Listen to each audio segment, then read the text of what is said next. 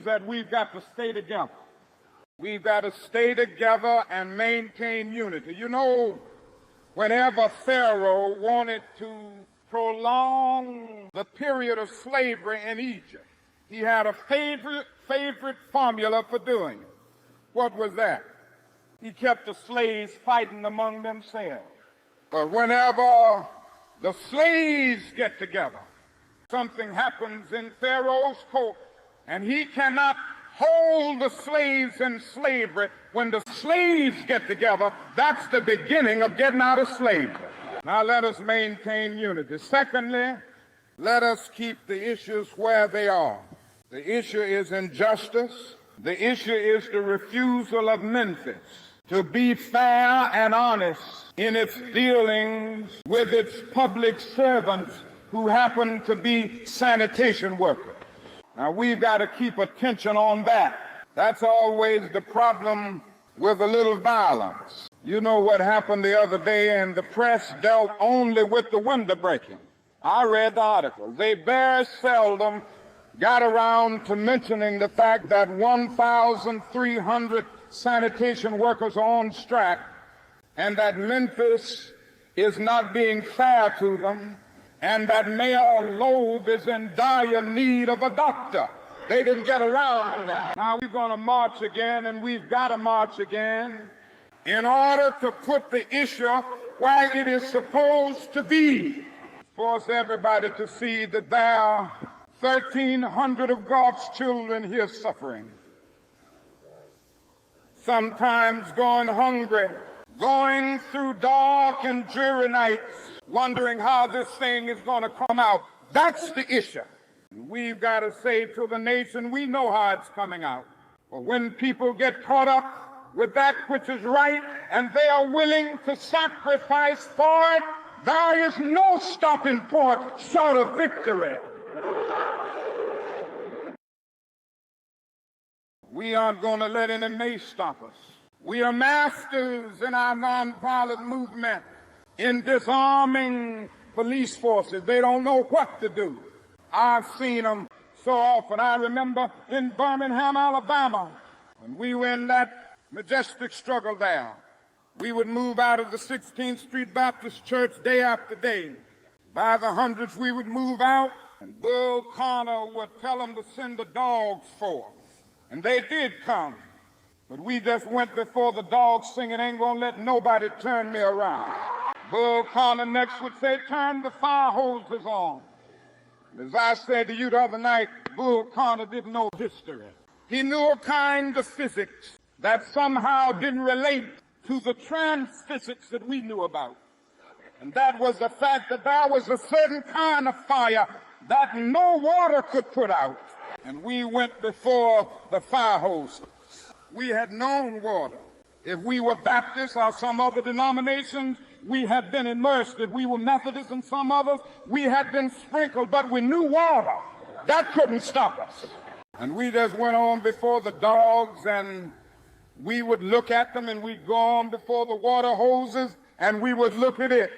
And we just go on singing, over my head, I see freedom in there.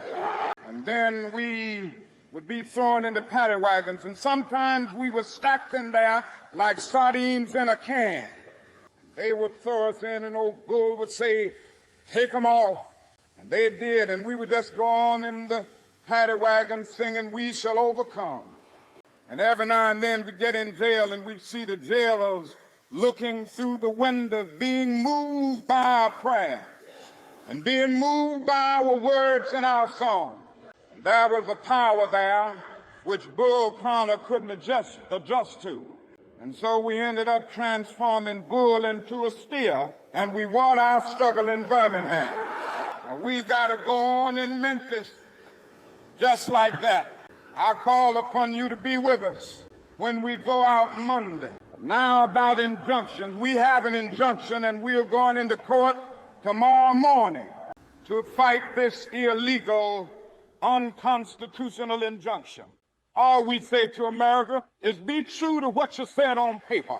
If I lived in China or even Russia or any totalitarian country, maybe I could understand some of these illegal injunctions.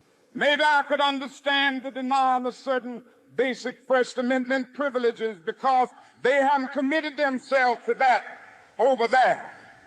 But somewhere I read of the freedom of assembly. Somewhere I read of the freedom of speech. Somewhere I read of the freedom of press. Somewhere I read that the greatness of America is the right to protest for rights. And so just as I say we aren't going to let any dogs or water hoses turn us around, we aren't going to let any injunction turn us around.